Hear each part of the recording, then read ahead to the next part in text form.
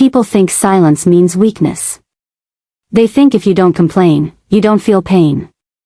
If you don't raise your voice, your heart must be empty. But let me tell you something, my dear listener. Silence is often where the strongest women hide their storms. I am speaking to you today not as a stranger, but as a witness.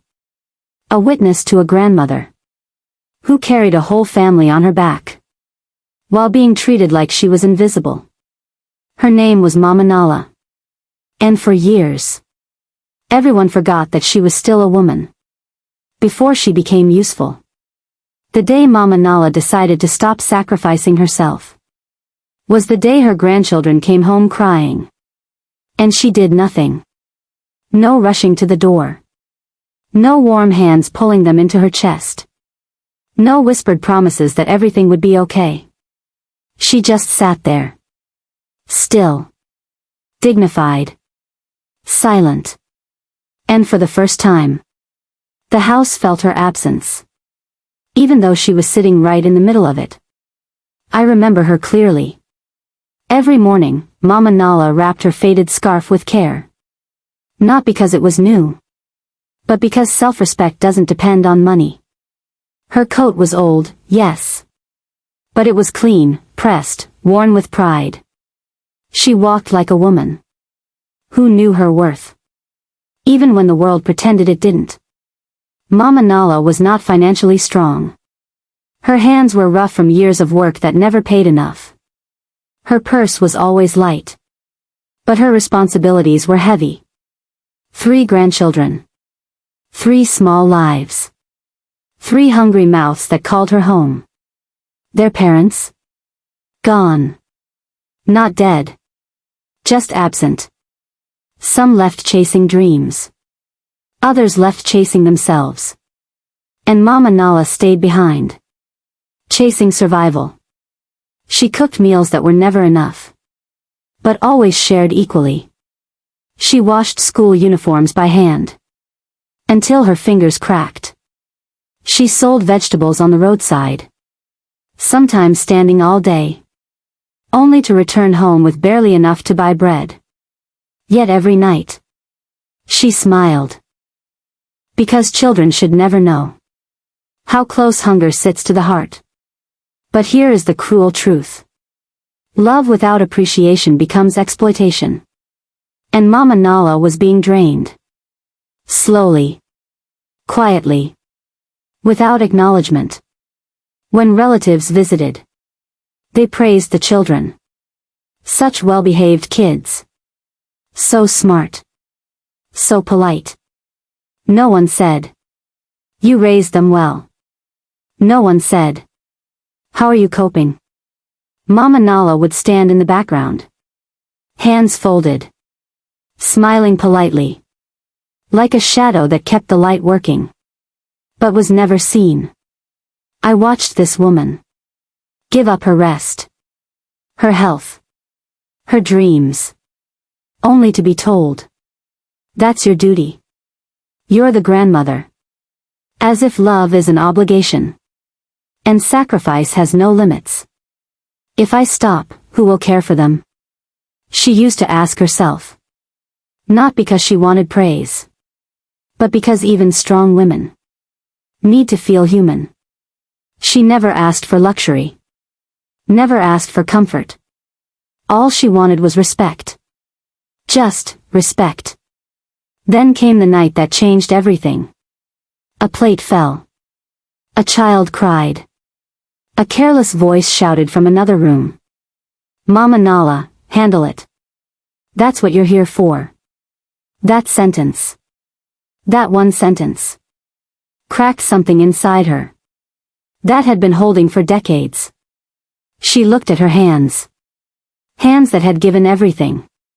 And for the first time, she asked herself a dangerous question. What if I stop? That night, Mama Nala did not sleep. She sat by the window, watching the moonlight touch the floor. Like it was reminding her. You are still alive. You still matter. And tomorrow. Tomorrow.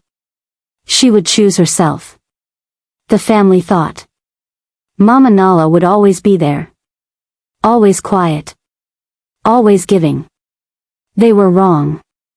Because the most dangerous moment is when a woman who has nothing left finally finds her self-respect. And this was only the beginning. You see, my dear listener, people get comfortable with sacrifice. So comfortable that they stop seeing the person who is bleeding quietly in front of them. Mama Nala did not change overnight. No. She simply stopped stretching herself where she was already torn. The next morning, the house woke up hungry. Not for food. For convenience. The youngest grandchild stood by the door, school bag half-zipped. "Grandma, where's my breakfast?" Mama Nala looked up slowly. Her eyes were calm. Too calm. "There is bread on the shelf," she said gently. "You know where the cup is." The child blinked. Confused. Because Grandma always did everything. That confusion spread quickly.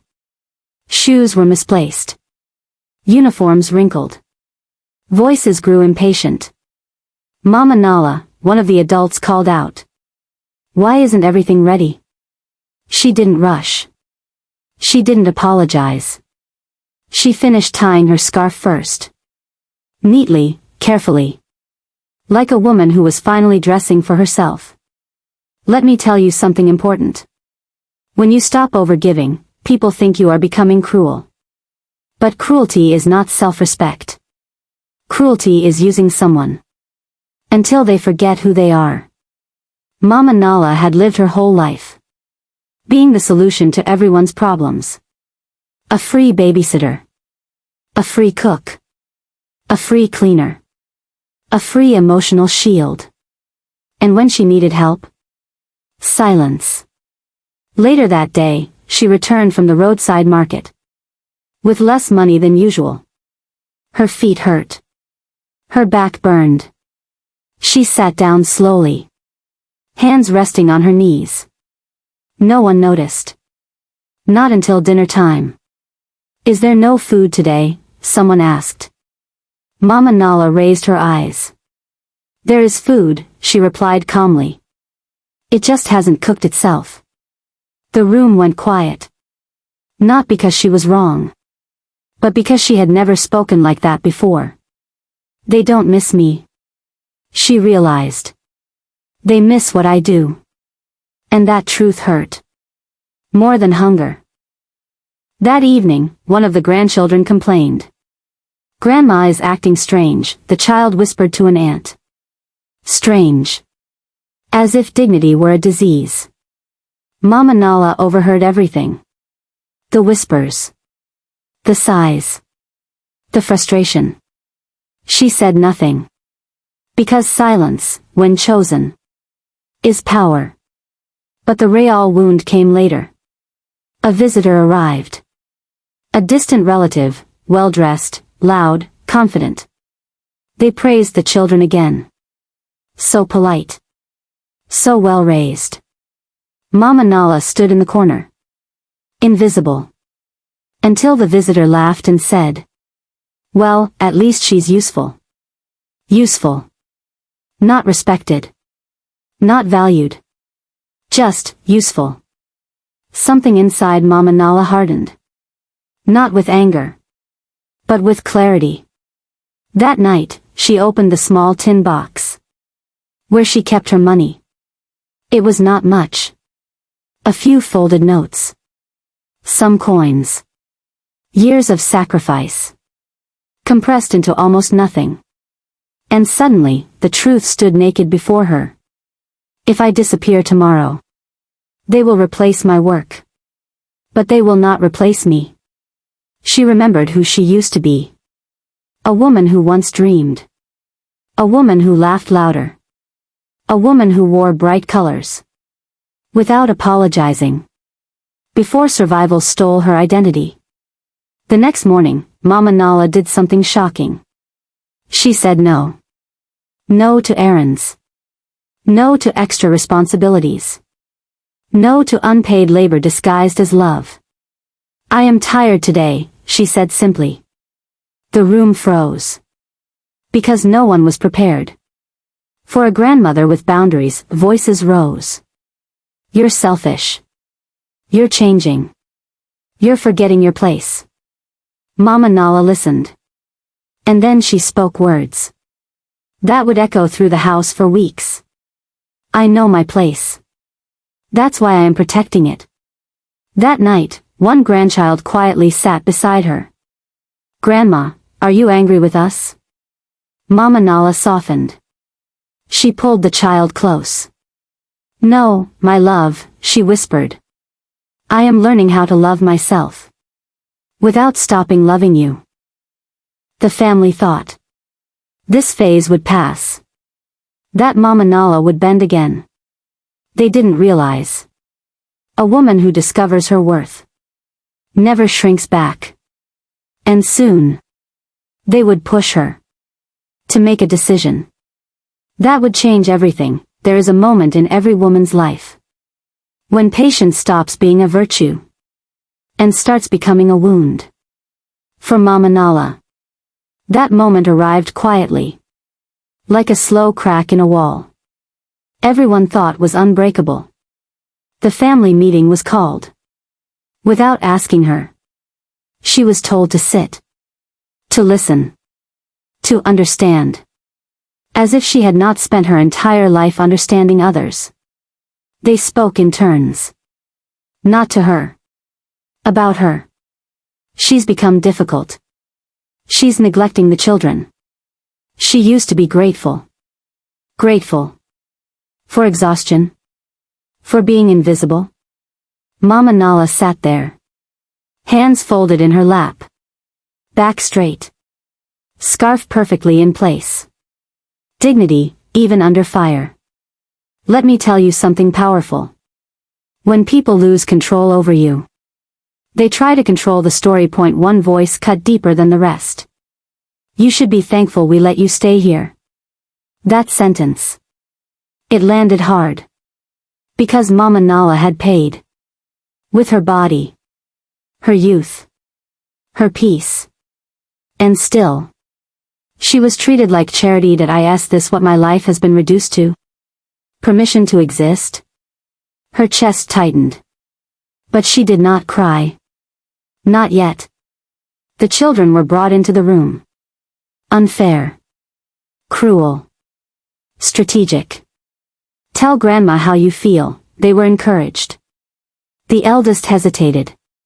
Grandma is tired, the child said softly. Silence followed. Truth has a way of making liars uncomfortable. But the pressure continued. Either you return to how things were. A voice declared. Or we will find another solution. Another solution. As if she were a broken appliance. That was the moment Mama Nala stood up. Slowly. The room froze. Because she had never stood up for herself before, she spoke calmly. No shouting. No tears. Just truth. I raised children who were not mine. I fed mouths I did not create. I gave love without conditions.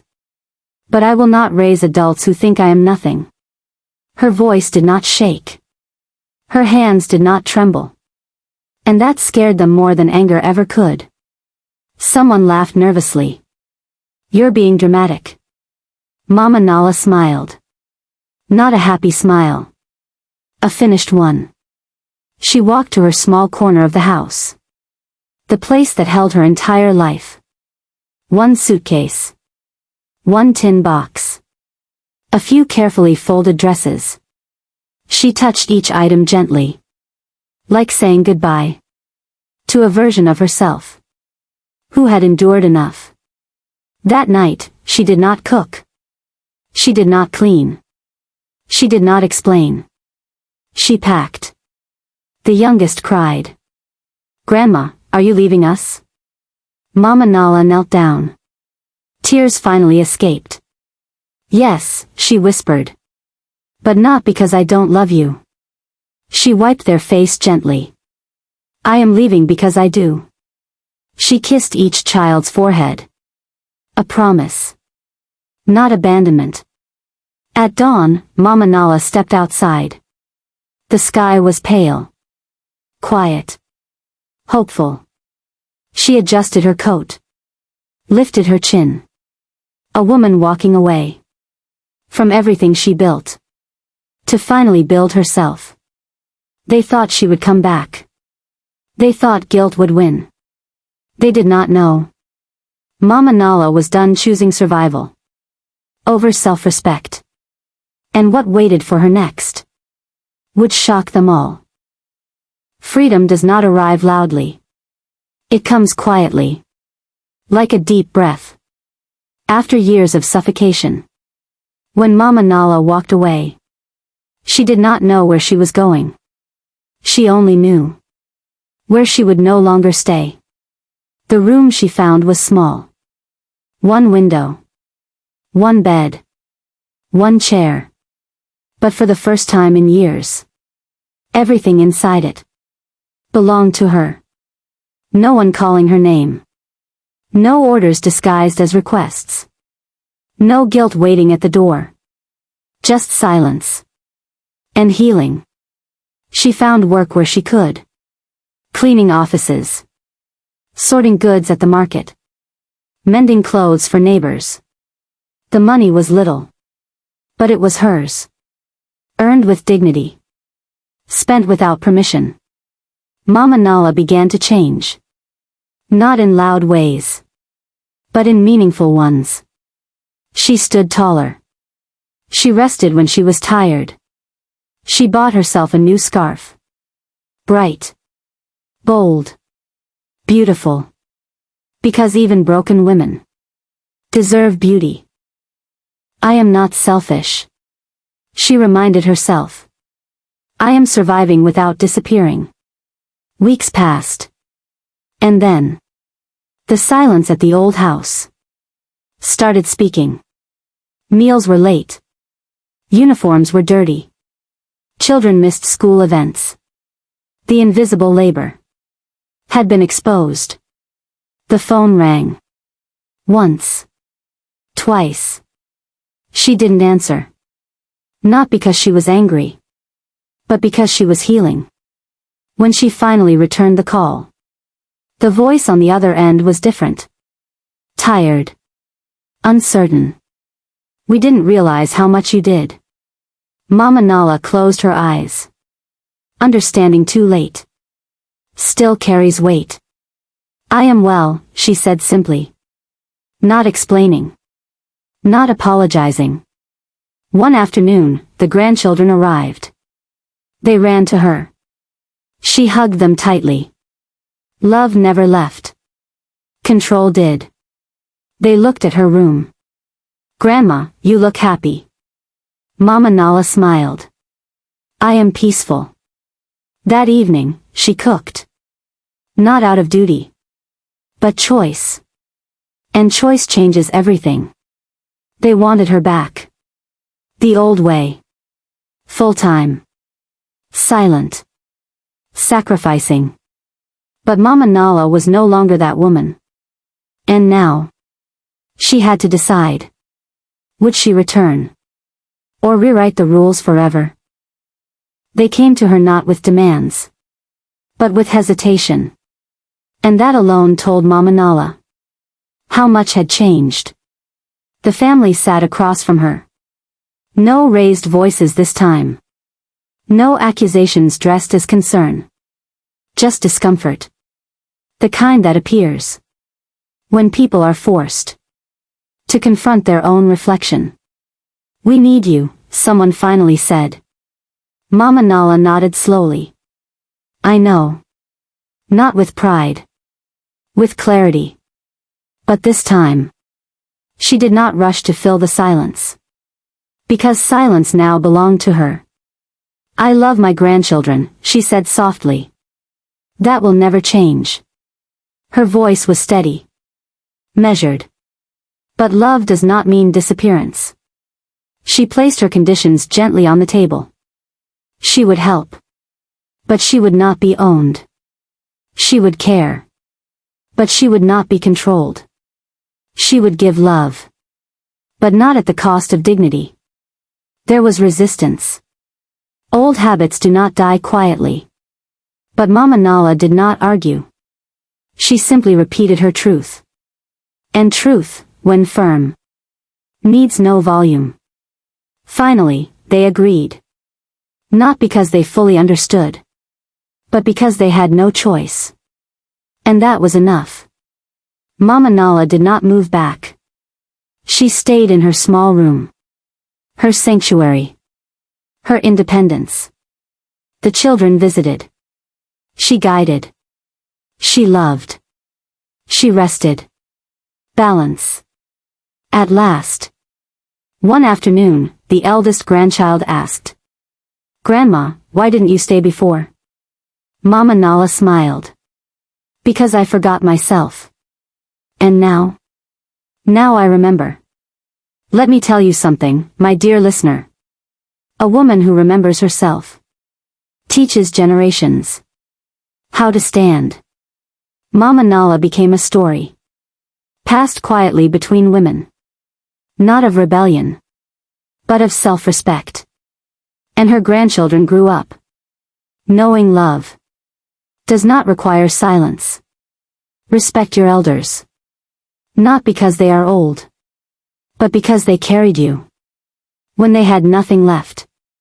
And if you are the woman who gives without rest, remember this. You are allowed to choose yourself and still be loving.